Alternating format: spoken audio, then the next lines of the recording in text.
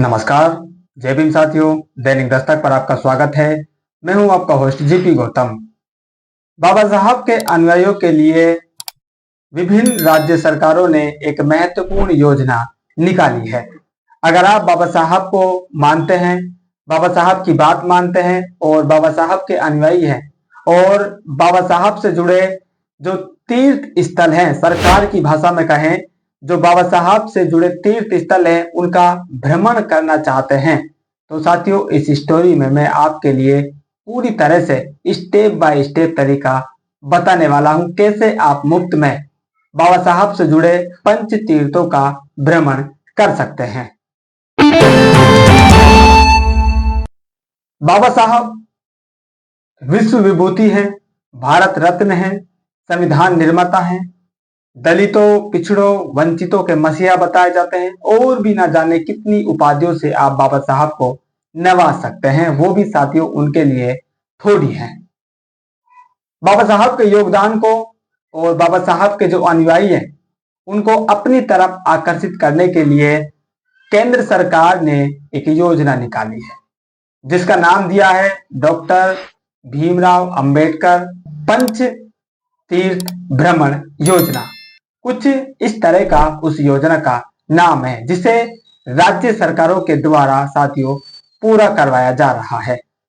राजस्थान के संदर्भ में बात करूं तो इस योजना में अनुसूचित जाति के व्यक्ति आवेदन कर सकते हैं और उन आवेदनों में से जिन व्यक्तियों का सिलेक्शन किया जाएगा, सिलेक्शन की कुछ उन्होंने मापदंड बताए हैं, जो उन मापदंडों को पूरा करेगा वो व्यक्ति इस पंच तीर्थ योजना के लिए योग्य माना जाएगा और उसको राज्य सरकार अपने निजी खर्चे पर बाबा साहब से जुड़े 5 तीर्थ स्थलों का मुफ्त भ्रमण करवाएगी, जिसमें आपका रहना, खाना और जो यात्रा का खर्चा आने वाला है, टिकट वगैरह का, वो सारा खर्चा सरकार अपनी जेब से भरने वाली है। तो साथियों सबसे पहले आपको बताते हैं आप किन 5 जगहों पर घूमने जाने वाले हैं, फिर आपको बताएंगे क्या क्या डॉक्यूमेंट्स आपके लगने वाले हैं और कहां जाकर आप आवेदन दे सकते हैं। सबसे पहले आपको ले जाया जाएगा जन्म भूमि, बाबा साहब की जो जन्म भूमि है, जन्म स्थान है, जो मध्य प्रदेश के महू में है। सबसे पहला स्थान वो है, वहां पर घुमाया जाएगा। दूसरी जगह है दीक्षा भूमि, जहां पर बाबा साहब ने भगवान बुद्ध के शरणों में गए थे, यानी कि बौद्ध धर्म उन्होंने अपनाया था नागपुर में। उसके बाद महापरिनिर्वाण भूमि, जहां पर बाबा साहब ने अंतिम सांस ली थी, या कहें कि उनके शरीर को वहां पर रखा गया था, वो है दिल्ली और हलीपुर। ये 2 जगह हैं साथियों, जो 26 अलीपुर नाम से एक बंगला है, उस जगह पर ले जाया जाएगा जहां पर बाबा साहब ने अंतिम सांस ली थी। उसके बाद है चैत्य भूमि, जो बाबा साहब का शमशान स्थल है, यानी कि जहां पर बाबा साहब के पार्थिव शरीर को दफनाया गया था, उस जगह को बोलते हैं चैत्य भूमि। और वहां पर वो मौजूद है साथियों मुंबई इंदू मिल। इन 5 जगहों पर घुमाने की जो योजना है वो साथियों केंद्र सरकार ने निकाली है। हालांकि इसमें एक जगह कम है और वो है साथियों लंदन में। कुछ राज्य लंदन घुमाने ले जा रहे हैं और कुछ राज्य लंदन को अभी इग्नोर कर रहे हैं। राजस्थान के संदर्भ में मैं बात कर रहा हूं तो यहाँ पर 4 जगहों पर घुमाना जाएगा, लंदन में नहीं ले जाया जाएगा। मध्य प्रदेश में साथियों लंदन भी शामिल है, वहां पर पूरी 5 जगहों पर घुमाया जा रहा है। अगर आप मध्य प्रदेश से संबंध रखते हैं तो आपको लंदन में घूमने का मौका मिल सकता है, और आप राजस्थान के निवासी हैं तो आपको लंदन जाने का मौका नहीं मिलेगा। आप दिल्ली जाएंगे, आप मध्य प्रदेश महू में जाएंगे, और मुंबई यानी कि जो महाराष्ट्र है वहां पर आप 2 जगहों पर जाएंगे, नागपुर में और मुंबई में। तो ये 4 जगहों पर आपको राजस्थान सरकार मुफ्त में घुमाएगी। एक बार फिर आपको बता देता है, पहली जो जगह है वो है जन्म स्थान, जो महू में स्थित है। दूसरी जगह है दीक्षा भूमि, जहाँ पर बाबा साहब ने बौद्ध धर्म को अपनाया।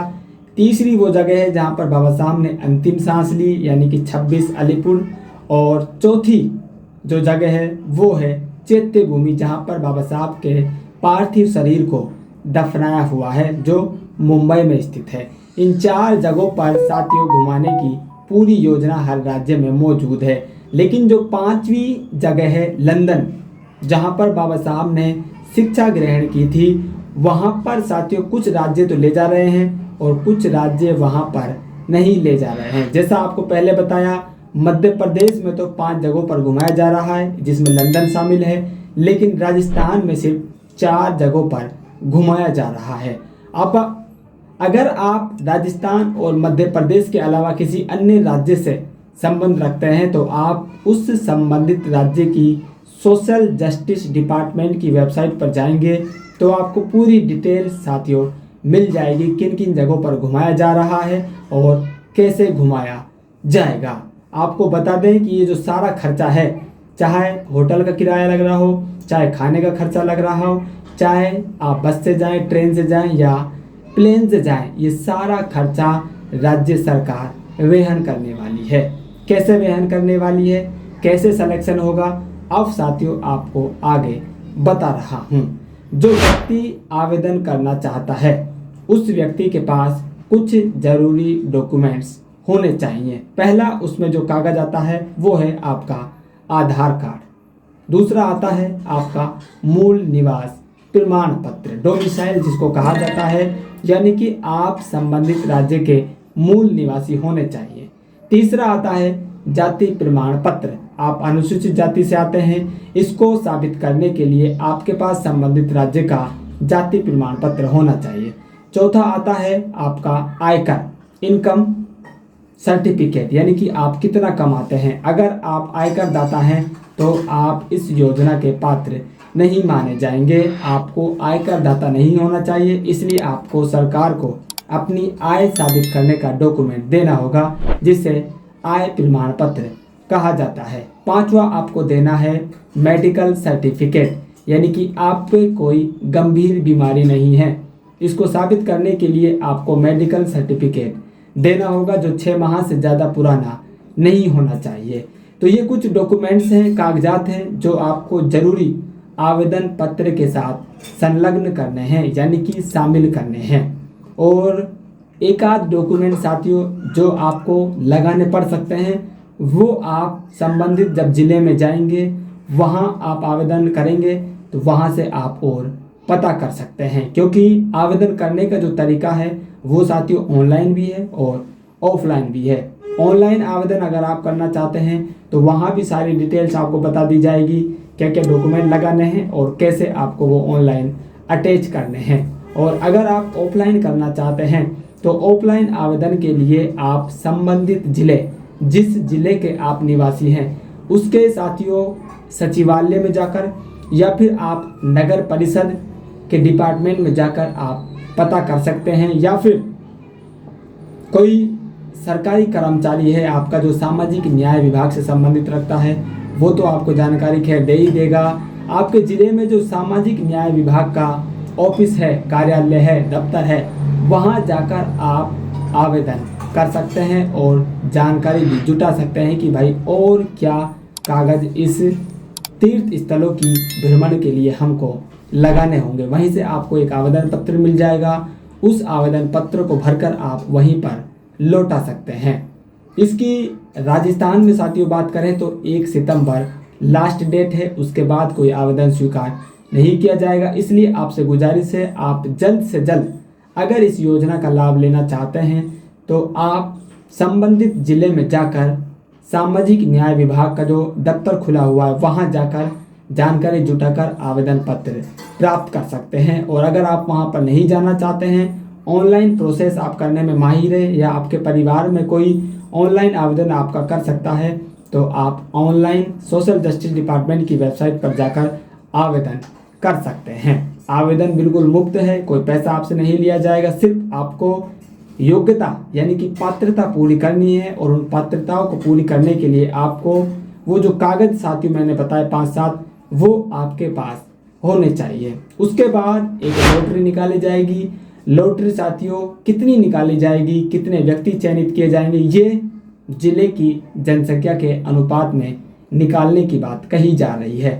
यानी कि अगर एक जिले की जनसंख्या 5 लाख है तो हो सकता है ये सिर्फ 50 आदमी लें या 500 आदमी ले, ये पूरी तरह से राज्य सरकार का फैसला है। इसमें साथियों आप और हम कुछ नहीं कर सकते हैं। अगर आपका नाम लॉटरी में निकल आता है, आपका चयन हो जाता है, तो आपको जानकारी दे दी जाएगी, आपको बुला लिया जाएगा। और अगर आपका नाम नहीं आता है तो आपको दूसरे सत्र के लिए इंतजार करना पड़ेगा। तो इस तरह से साथियों आप बाबा साहब से जुड़े 5 तीर्थ स्थलों पर जा सकते हैं।